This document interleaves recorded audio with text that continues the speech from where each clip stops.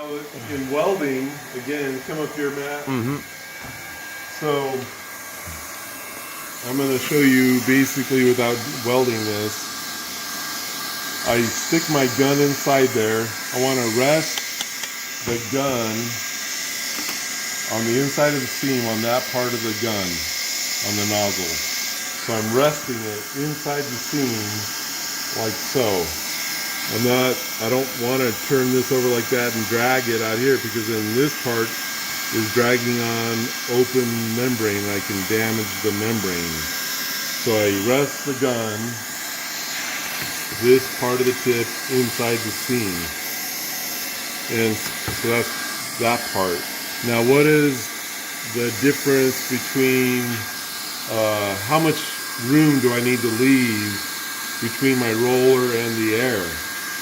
So there's a Varimat 1 and a Varimat 2. The Varimat 2 welds at about 30% faster or so than the Varimat 1. And if you look at the Varimat 2, the welding foot and the area that it allows the air to get into is about that big. The Varimat 1, the nozzle head is about that big, so it's about half the size. So so the Varimat 2 is applying the heat to a bigger area, and so you can turn it up. You can turn the speed up, because it's like preheating for a bigger distance. And so there is a thing about, you need some time for the membrane to preheat. So you don't want to bury your roller right up against your nozzle, because there's no time for heating. You're basically instantaneous. If it's not the right temperature at that exact spot, you're not going to get a good weld. So you do need to have a gap. And then there's, again, a couple different ways to weld. One is this, which we'll show you here with Matt. So I'll stick my gun in there and I'll roll like this and weld this seam down. Or I stick my gun in like that and I do what I call walking welder style. And again, there's some advantages to walking welder style, and one is, again, if you have extra membrane on top, I can take my roller and twist it like that and push membrane backwards so that I can pull wrinkles out as I'm welding.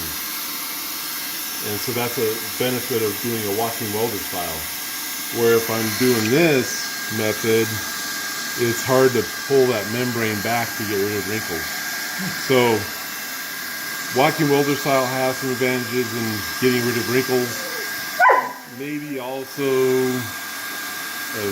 maybe a little bit better consistency. I will switch back and forth just because you get tired of one way. So I'll weld like this for a while, and then I get a little tired, so I'll weld like this for a while, switch back and forth, weld to that, so on and so forth. So you don't have to stick with one method. Alright, so we're going to get started here. So again, when you first start your weld, you can't just start off and go really fast right at the beginning. You have to allow that air to heat up that membrane. So I'm going to let this all heat up here a little bit. I'm going to take my time in getting started. And then I start to weld. And then what we basically have found is that having a slight bleed out on this sheet is almost mandatory. You gotta really have a small bleed out. You don't want massive charring, you don't want a ton of bleed out, and you know, if you get zero bleed out, I would say you probably have a high chance that there's going to be a cold weld. Okay, so I'm going to stop here and we'll demonstrate how you start again. So I stopped, I had to go get a drink of water, I came back, I need to get started again, so what do I have to do? I have to pull this weld back until I know that it's welded. And right now it's still pretty hot, but I look in there and I can see it's actually mated inside there. And so I'm going to start over again. And I have to let that heat up a little bit again before I get going really fast. And I'm going to start going. I'm going to switch to the walking welder method.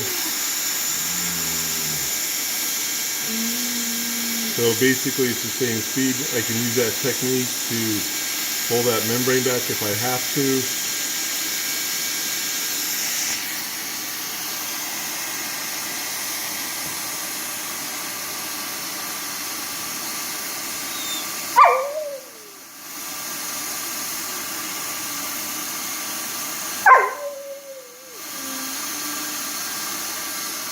And the other thing is that you're actually trying to aim this heat at both sides. You want to aim it at the white side and on the gray side. You just don't want to point it all down. You want to aim it evenly in between the two sheets.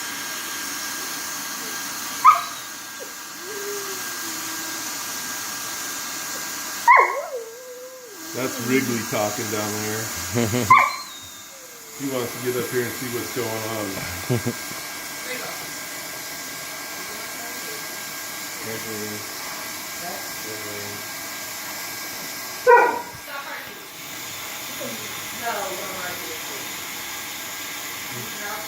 Alright, we're going to get to the end here. And then there's also another common problem that people have is when they get to an end like this, that they just want to pull the gun out and they try to just roll this down really fast like that. But you actually have to take your time on the ends too. The gun has to stay in position of the heat weld until you're completely done rolling through that area. So don't just get to the end and pull your heat gun out really fast and think that you're going to weld that down. It doesn't work. So that's the basics of welding. The main thing is a straight air dam done by rolling back and forth that creates that straight air dam. And then you can weld either this way or the walking welder style. And aiming the heat gun at both areas, leave about a 1/2 inch to 3/4 inch away from the membrane are the key points. So now, Frontier Roofing Systems. So I welded this, so immediately after I welded, I put my initials on it. So I put my initials on. I welded from here to here. So when this cools, then I come back and I use a steam probe and I probe it. And when I probe that work, then I put a check mark next to my initials. So then that way the foreman, all he has to do at the end of the day is he goes back, let's see, BS welded it and BS did probe it. And whoever picked up from here on over better have their initials on it.